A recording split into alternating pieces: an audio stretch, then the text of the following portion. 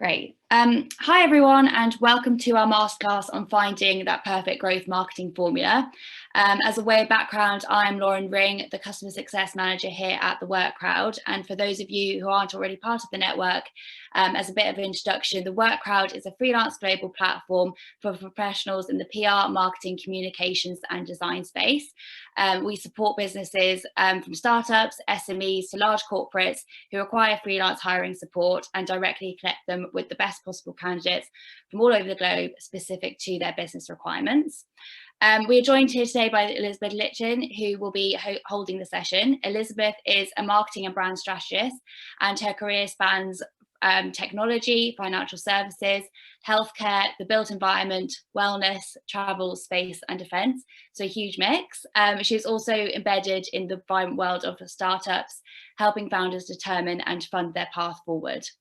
In today's session, we are going to learn about how to get your growth marketing formula, how to implement a simple marketing plan, and also how to ensure you're keeping focus on what is really important. We do have a Q&A section, so if anyone has any questions throughout the session, then do pop them in there and we will address them at the end. So thank you everyone for joining, and thank you Elizabeth for holding the session, and I shall now pass over to you. Thanks, Lauren. Okay, so I'm going to share my screen. If you can let me know again when you can see that. Yeah, perfect. Whoops, there we go. Okay, so hi everyone. As Lauren said, today I'm going to introduce you to your growth marketing formula. And when I talk about a growth marketing formula, what I mean is a simple but very powerful equation that will support you in winning work, business, followers, leads, in a way that feels much more kind of certain and repeatable and a lot less like luck. Today we're going to look at kind of why you need a growth marketing formula, some really great examples of the growth marketing formula in action, and look at some of the pitfalls of operating, I suppose, without one. And at the end of the presentation, you will go away with a structure for determining your own growth marketing formula, and I'll also give you an exclusive 90-day planning template to help you keep on track. So quickly about me, I think Lauren covered all of this, but for those of you who joined kind of in a couple of minutes in, so I'm Elizabeth Lichten. I am an on-demand marketer and brand strategist and the founder of Pink Mingo Marketing. I work independently as a freelancer and also with kind of a band of trusty agencies and other freelancers to support great clients worldwide. In practice, that looks like anything from fulfilling kind of short-term interim marketing director roles to delivering one-off campaigns, investment strategies, however I can help my clients cut through the noise.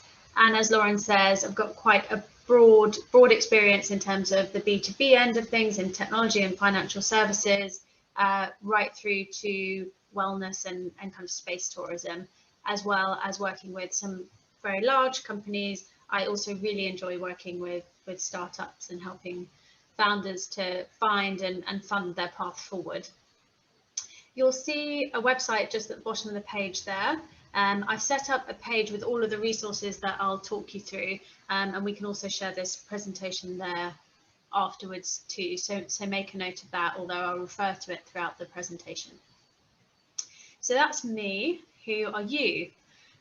So looking at the attendee list, we've got a really broad group of people, which is great. So we've got founders, CEOs, community managers, your marketing, branding, communication directors and freelancers, also in technology, healthcare, engineering, food and beverage, your freelancers and consultants, job seekers, heads of industry and team leaders. I saw HR, finance, all sorts. So it's really great to be speaking to such a diverse group. I think probably some of you will be using this time to grab a sandwich, maybe to catch up on emails in another screen. And some of you will have kind of pens and paper, pens poised over paper. And I guess all of you are probably wondering, if you'll get what you need from this workshop, whether you'll learn anything new, and whether what you learn will apply to you. And hopefully the answer is yes, yes, and yes. And if not, Lauren can give you your money back. Right, so let's get into the evolution of marketing. And when I talk about marketing, I'm talking about the action or business of promoting and selling products or services, including market research and advertising. And I say that because I use advertising a little bit interchangeably on the next slide. So marketing has come an awfully long way. So from that famous quote that I'm sure we've all heard of, which is half the money I spend on advertising is wasted. The trouble is I don't know which half. And that was first uttered by Henry Ford, or some people say J.C. Penney, and some actually say it was the department store magnate John Wanamaker. So origins unknown, but I think we get the basic idea. And the point I'm making is that we've gone from promotional activities such as leaflets and price reductions with just very little return on investment insight, right through to today, where marketing is one of the most tech-led, targeted business development pursuits that businesses have available to them.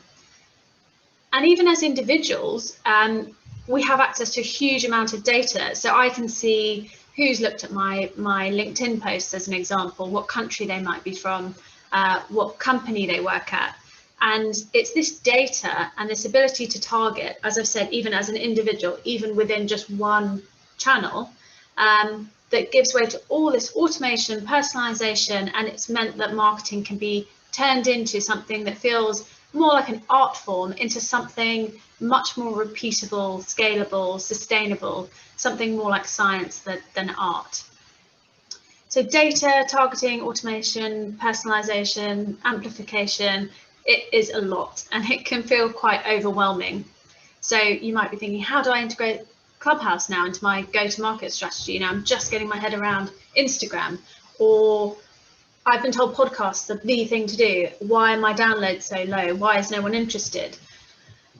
Should I pay for a booth at that trade show? All my competitors are going to be there, but it's going to wipe out half of my marketing budget. What's the value of Facebook for my B2B company? How do I brief agencies when I don't even know what I want? Where should I spend my limited marketing budget? Should I sponsor that event? If you're a freelancer, should I go to that event? Is the effort that I'm putting away, slogging away into my blog, is it working?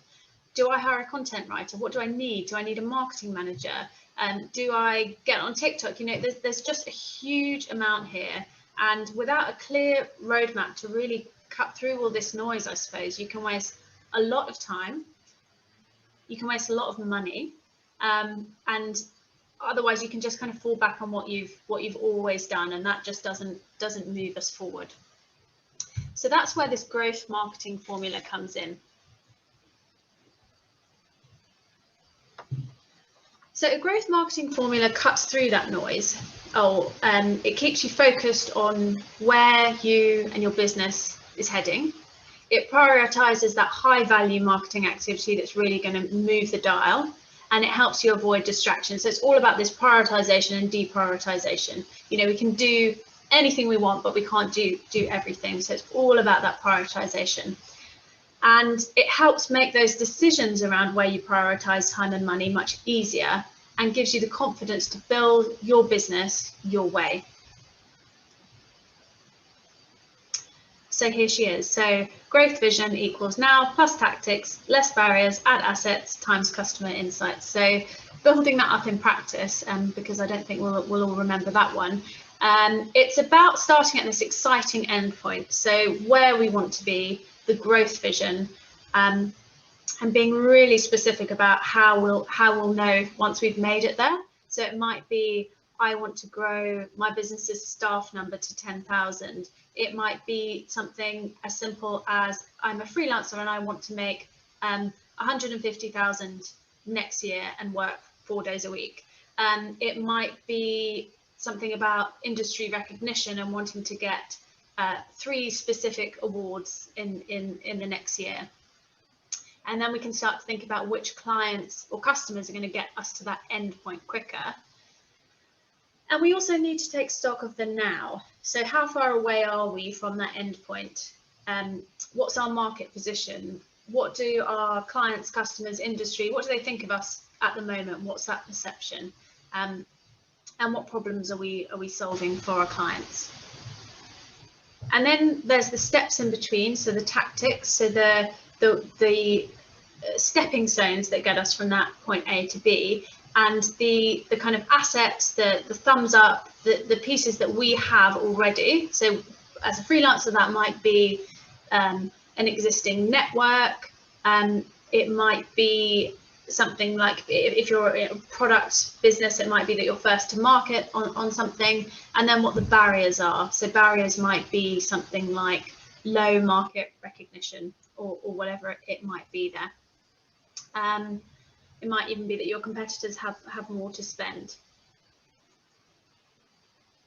And then we kind of multiply all of this by customer or client insight. And the more you can do here to build a picture, the better. And how you might build that picture might be things like focus groups. It might mean, once you finish a project, getting some really in-depth feedback from clients, surveys, whatever it might be, to really build that picture, or even kind of looking back at past wins or losses and seeing how you won or how you didn't. And this simple equation, because I know that we've got a lot of marketing people on this call that will have their own approaches to marketing, this can be used to complement any existing marketing plan that you have. And it's also really useful if you're not a freelancer and you're working with others and you need to influence others, to just have a really simple formula on the table that you can get alignment around, and everyone can agree that end point of where we're going and how we get there.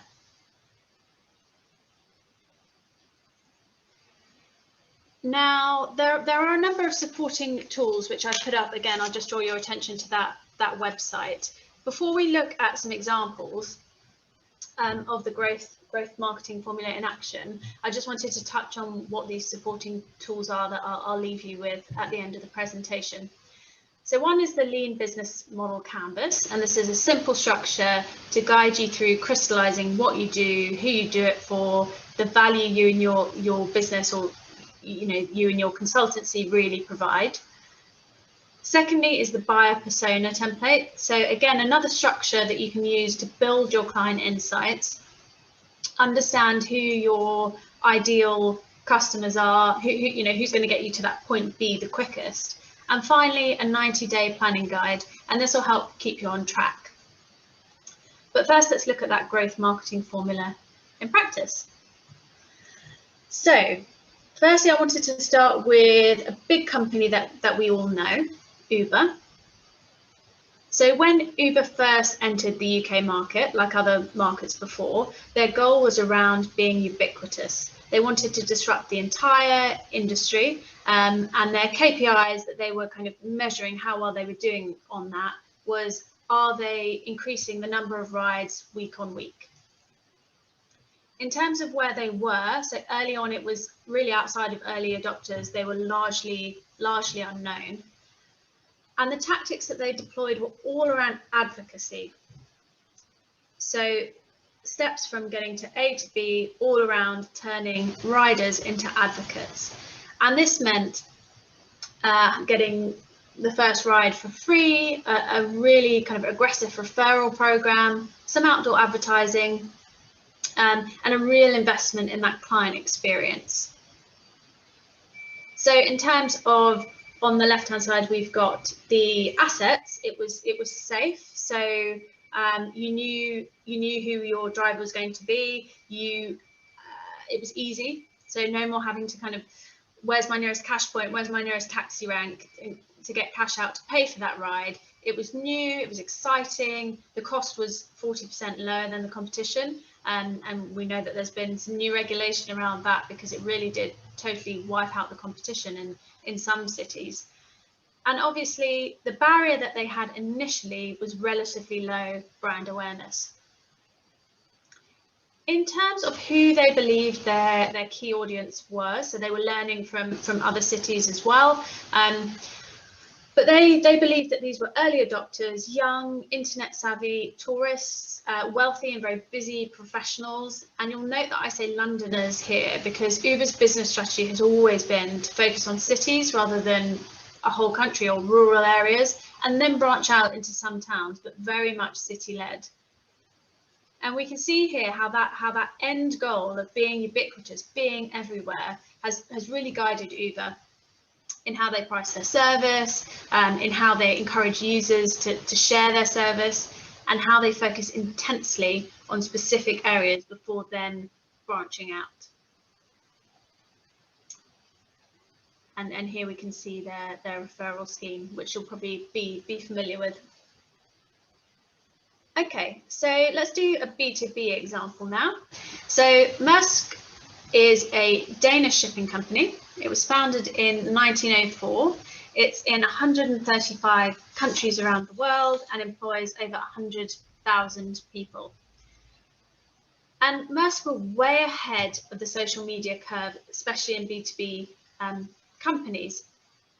So they took a bet that their customers and employees would want to interact with them online, and that they could use this as a way to really differentiate their brand and build strong relationships. So where they wanted to be was they really wanted to differentiate Maersk around personality, relationship, not necessarily easy for a company that's in logistics and supply chain. It's not the most exciting place to be, but they wanted to use this as a way to get closer to their customers and also to their employees. Where they were previously, so high name recognition. I'm sure all of us, even totally outside of that industry, will have seen Maersk containers in ports and lorries, you know, all around the world. But the brand value, so what they really stood for, and their personality, that certainly did not come through. But they are a huge success story. So actually now, in terms of global engagement scores, they are second only to fellow Danish company Lego, which is a B2C company, and therefore would traditionally be thought of as having an easier ride on social media and having much more to engage people with. So if we look again at their assets and barriers here, so I've got stories on the one hand and boring on the other. So Maersk really realised and recognised that their stories were their greatest asset. So the people behind the ships and the containers, and they took a bet that these stories, these individual stories, would really overcome the barrier of their content potentially being pretty boring, really. So especially, like I said, you know, supply chains and logistics, not necessarily the most exciting stuff. They also tapped into the world of amateur ship spotters, which was a very passionate group, which helped them amplify their message here, and they would upload their own images of where they'd spotted Maersk containers. So what supported them in all of this is being really, really super clear on the target market. And they also utilised buyer personas. So I touched on that briefly, and we will talk about it. But essentially, it's a way of, rather than focusing just on large groups, segments of clients. So as an example, you know, offshore retail chain logistics, really narrowing in and seeing clients as individuals, which fits really nicely, doesn't it, with this idea of getting closer to their customers and staff. So it's one such persona is Eric. So Eric's 50 years old, global supply chain director, has been in the business for 20 years. His key challenges are around staying ahead of new technology and trends as they arise, so that his multi-million-dollar operation stays profitable and efficient. So they kind of weave that into all of their messaging, and whether they're talking to, you know, Eric or Gladys or whoever their buyer personas might be, it really helps them, again, kind of steering their decision making about the content that they provide. And here is a very pixelated screenshot of their social media hub to give you an example of what that looks like. A real mix of kind of user-generated images and them driving their social media agenda as well. Okay, so they're two relatively big companies. Let's take a look at a much leaner marketing budget and look at Spruce. So Spruce is a founder-led startup that provides plastic-free, cruelty-free, toxin-free, green cleaning subscription solutions. And essentially how it works is you can see there's an aluminium bottle, eternity bottle, I think they call it, and you buy that once, and then you receive these paper sachets, which are also pictured here, and they come through the post. You tip one in, you add water, and then you just need to get that sachet the next time that you need it. So, just add water. So for Spruce, the goal here remains, so they're B Corp pending, to become a B Corp registered entity, and to build a community of subscribers, all based on a shared value system. And if any of you know anything about the B Corp movement, it really is about building good business based on shared values. And where they were now, they were pre-launch, so relatively unknown. Now, if we take a step back and think about what these tactics could be, because what the growth marketing formula does is it helps us make decisions about what we should do and what we shouldn't do as well. So the tactics here, we could suggest, right, give away free samples at train stations, or possibly take out, sponsor an event, take out a full page advert where you give away a free sachet or whatever it might be.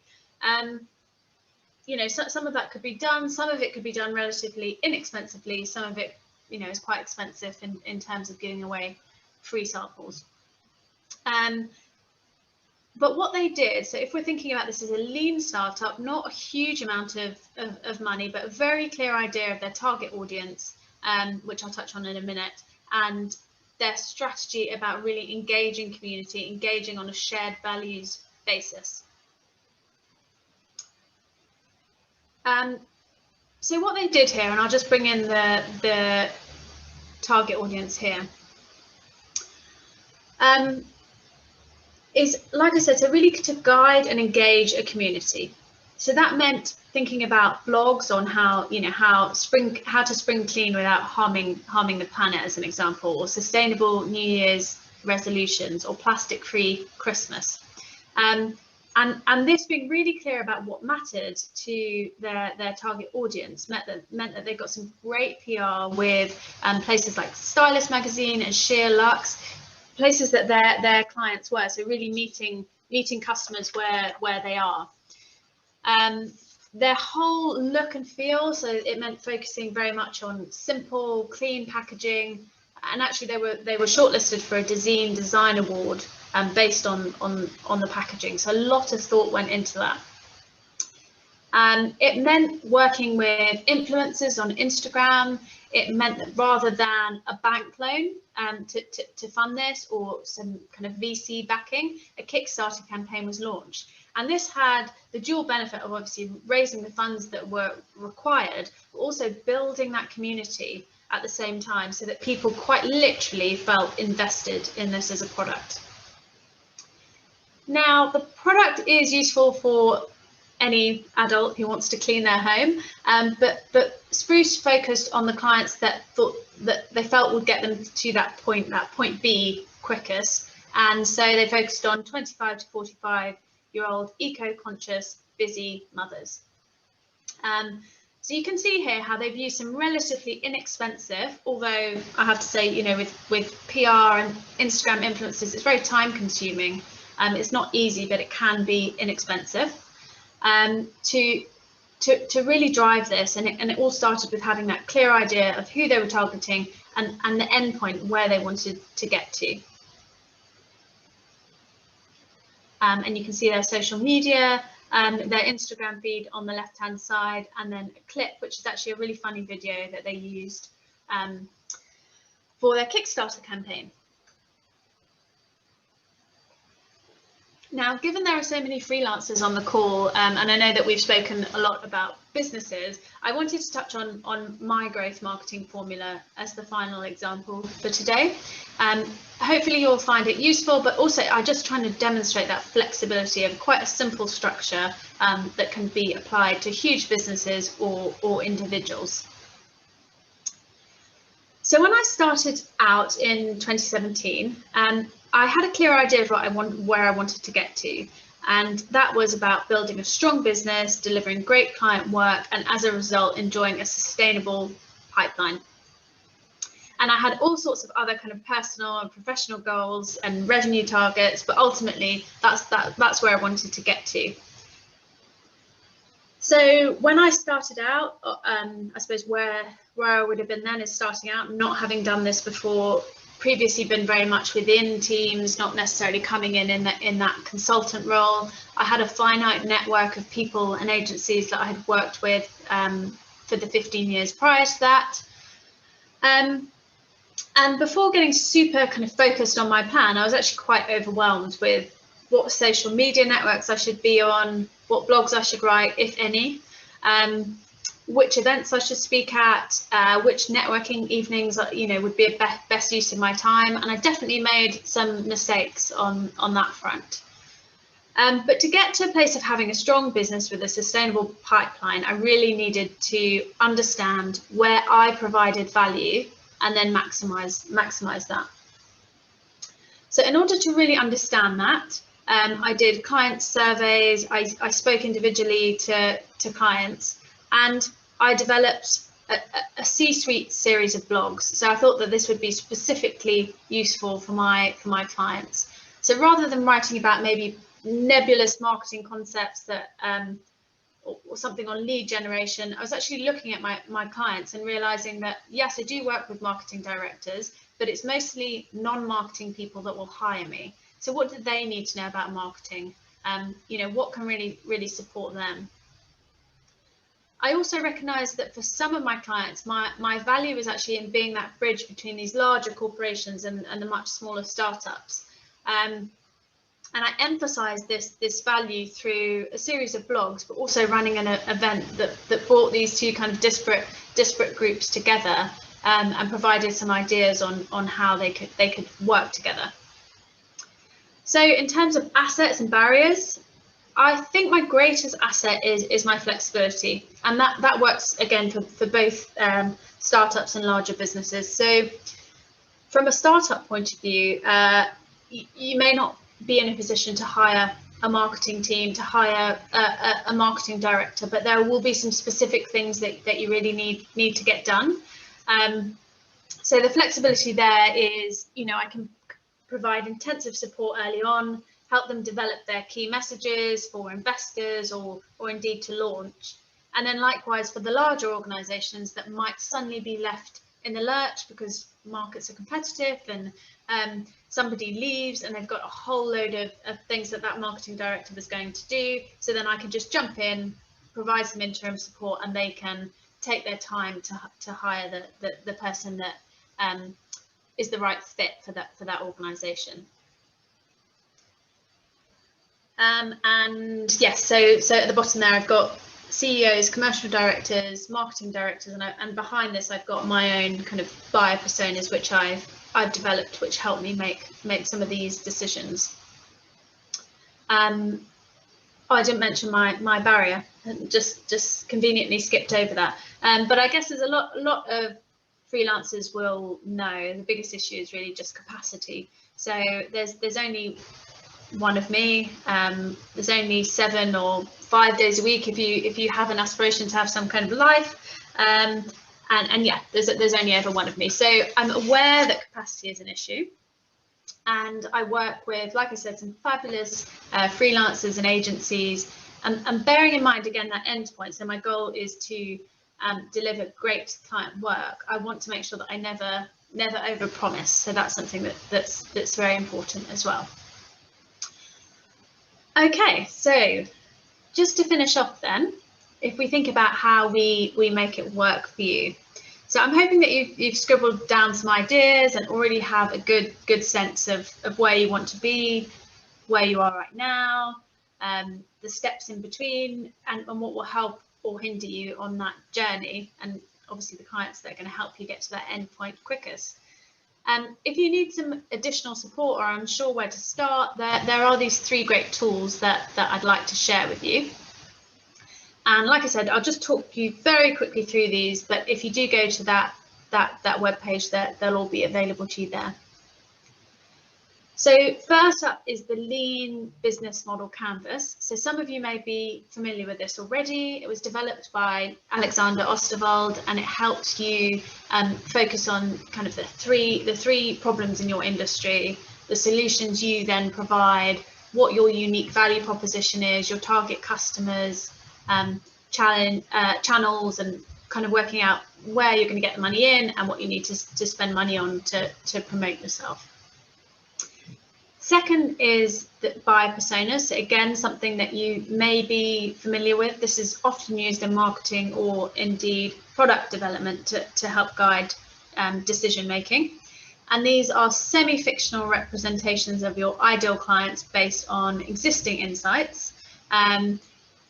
Or they could be your kind of fantasy clients if you're just starting out.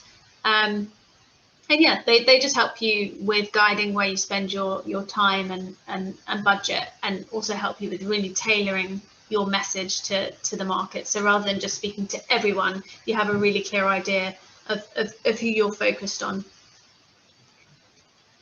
And then finally, it's this 90-day planning template. And this is just a way to help make sure that your marketing plan doesn't just sit on a shelf and gather dust, or whatever the virtual equivalent of that might be, and kind of get lost in your filing system online. And how I use this is I diarise some time every quarter to just sit down and write it, and then I've got it stuck up in my office. So it's just a way to really, like I say, just helps you keep focused and on track. Okay. I think that's everything. So I hope that you found today's session useful, and that you do feel able to determine your growth marketing formula, prioritize that high value marketing activity, avoid some things that maybe have been vying for your attention that might not be so useful, and build your business in the way that you want to. And yeah, please let me know how you get on. Great, thank you. We have had a question come through. It is, if you have more than one product or service, would you have a growth marketing formula for each one? Yeah, that's a really, really good question. So I think, so I've worked with clients that are launching lots of different products, and what I would suggest for this is really do it based on client type. So if you're launching lots of different products to lots of different types of client, then that might be, you might have a case there for doing more than one. But I think if you're ultimately speaking to the same clients, then I would try and really narrow in on just the one. Great. And how do you develop a strategy or message when your service relates to a specific client issue that without engagement you don't know? Also, in this scenario, you often don't know who should be your internal client. Say that again, Lauren. I'll see the first bit. How do you develop a strategy or message when your service relates to a specific client issues that without engagement you don't know?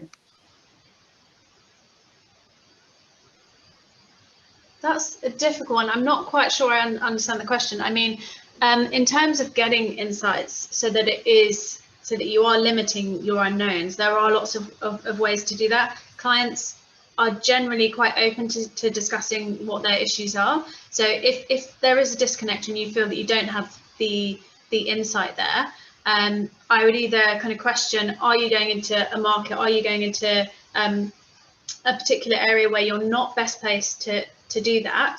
Or alternatively, can you build a network so you can start asking those questions and start really understanding? So with any client engagement, I would really take the time to kind of understand what their challenges are. Great. And someone else asked, do you offer a service to freelancers wanting to launch their own business, or an offer? I think so. With all of this, I think as I've shown, whether you're a freelancer or whether you are a bigger business, this kind of applies to everything. So I have worked with freelancers, I've worked with coaches and recruiters, So it's the same service, just small scale. And what are some pitfalls or mistakes when setting up a growth vision? What could you help to prevent these? So I think something that people get worried about is it has to be perfect, and they feel that by really narrowing in on the growth vision that you're closing lots of different doors. So that was something I definitely thought when I first started up. I just thought, well, I'd been an in-house marketing director where you kind of get involved in everything. So I thought, that's what I'll do. I'll just get involved in everything and I'll be everything to everyone. But without really narrowing down who your ideal client is and kind of where you want to get to, you're just kind of running around. So I did that. But as you can see, we've spoken about my broad experience in lots of different industries. So it hasn't limited me, but it has just helped with my decision making. So the two things I would say is, do get really specific. There's no point having that end goal if you're not specific about it. But then change it as you go.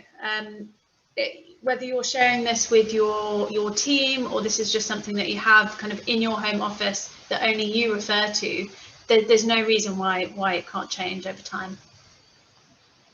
Brilliant. So I think we can wrap up with the questions from there. Thank you so much for hosting this session. It was really insightful for not only the businesses that I've joined, but also the freelance attendees as well. This session has been recorded and will be available on our blog page as well as our YouTube channel for anyone that would like to rewatch it or share it with anyone within their network. We really do enjoy hosting these events as well. So if you do have any suggestions about future events, then please do get in touch with me. My email address is lauren@theworkcrowd.com. Otherwise, thank you for joining and have a wonderful rest of your day. And thank you, Elizabeth. Thank you. Yes, bye.